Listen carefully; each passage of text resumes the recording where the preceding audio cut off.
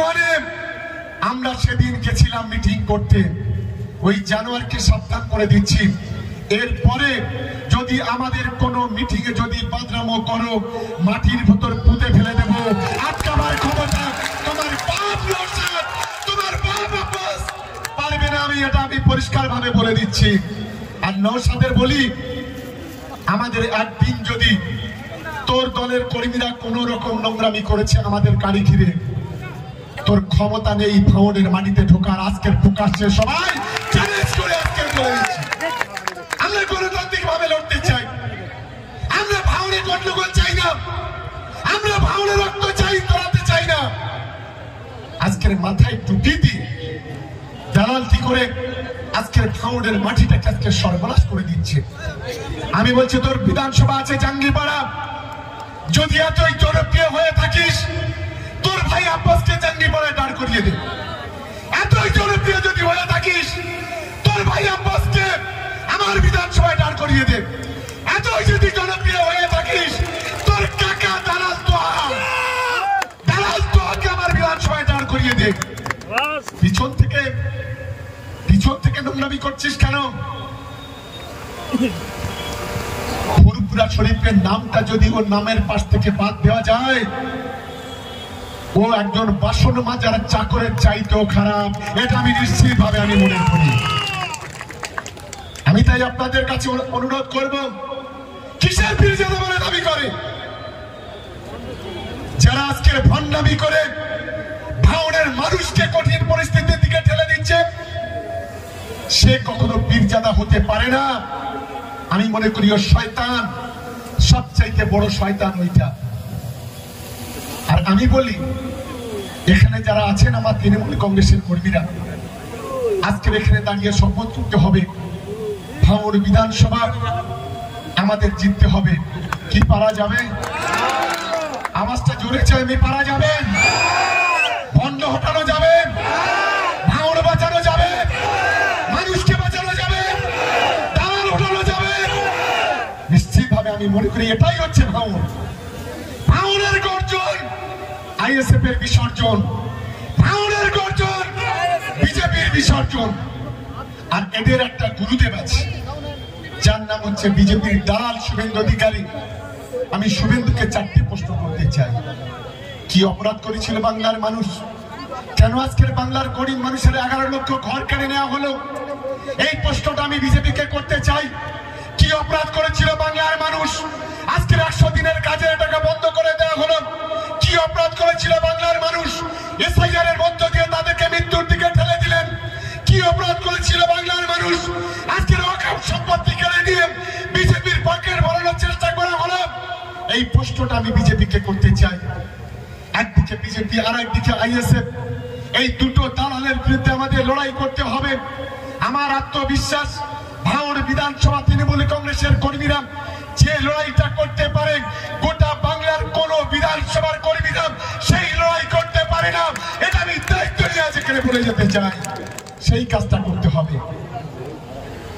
এখনো মিছিল আসছে, আমি ধন্যবাদ জানাই। কি দিয়ে ধন্যবাদ জানাবো? হিসাবে মিছিলটা চলে আসো, একদম ভিতরের সামনের দিকে চলে আসুন। যত মানুষ এখনো যাচ্ছে তত মানুষ তার থেকে বেশি আসছে। কে একজন যেন কোন একটা পাগল বলেছিল যেন যে এখানে লোক আসবে না। কি নাম বলতে পারবেন? কারণ আমি বলবো না, জোরে বলতে হবে। কে বলেছিল? আমি আর ওর নাম করলে আমার আজকে রাত্রিতে ভাবতে হবে না। আমি অবাক হয়ে যাচ্ছি। আরে আইএসএফ এর যদি পা যদি চাটতে হয় তা পিছন থেকে চাটছো কেন? তুমি যদি তোমার মায়ের দুধ খেয়ে থাকো, তৃণমূলের কথা না বলে আইএসএফ এর পাটা সরাসরি চাটো, দেখবো তুমি কত বড় জননেতা নাকি তৈরি হয়েছো। আমাদের বলে আমাদের নামে গালাগালি করে। আমি একদিন ওর বাপ হয়েছিলাম, জানো তো? কারা যারা হাত তোলো তো দেখি। এই মিটিয়ে বলেছিল আমার বাপের মতো, আমার দেবতার মতো। আজকের আমি অনেক কিছু হয়ে গেছি, হতেই পারি, কিন্তু একটা কথা মনে রাখো, নেতা অভিষেক বন্দ্যোপাধ্যায়, নেত্রী মমতা বন্দ্যোপাধ্যায় ভাঙড়ের মাটি থেকে একদিকে এই আইএসএফ এর মতো কুলাঙ্গার, আর আরেকদিকে দলের 2-4টে গাদ্দার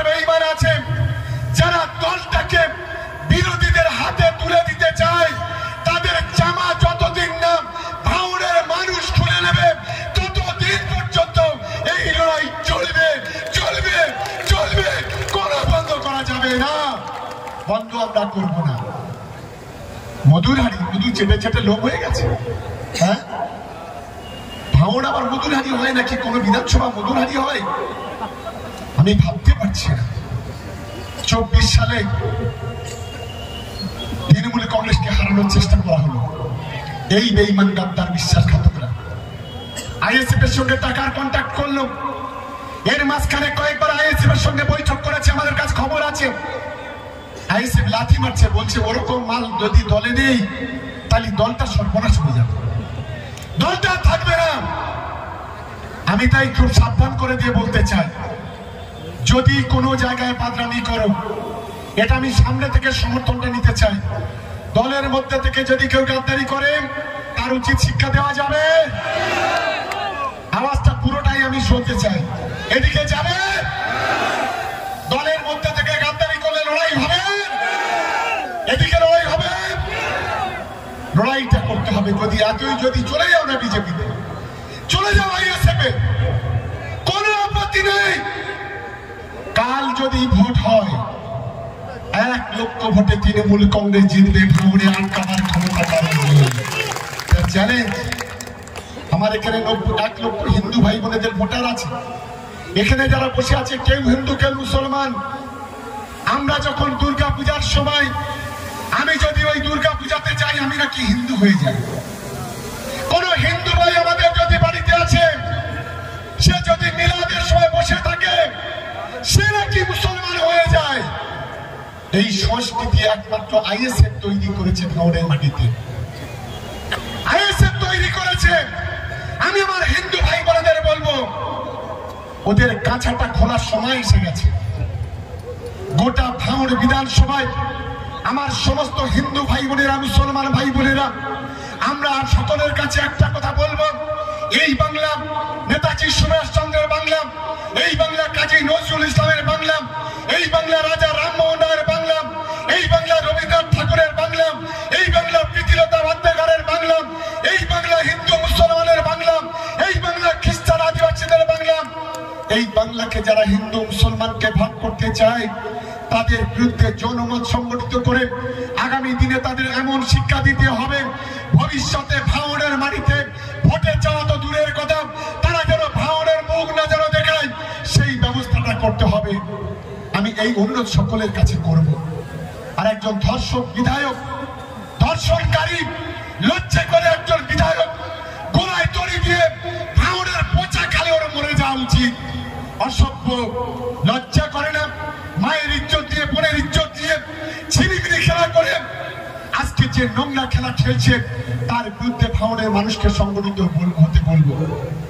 আগামী 28শে ডিসেম্বর আমরা একটা সভা করব ভাঙড় টুয়ে।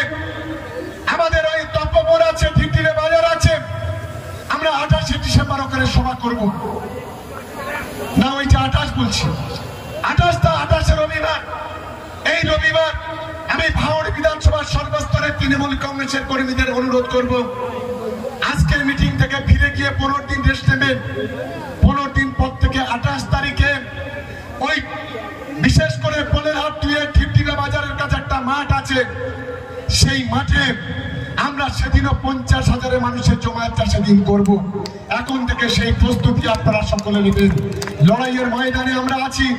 কাপুরুষের দলেদের বিরুদ্ধে লড়াই করতে আমাদের শেষ জীবনের রক্তবিন্দু থাকতে আমরা পিছু পা হব না।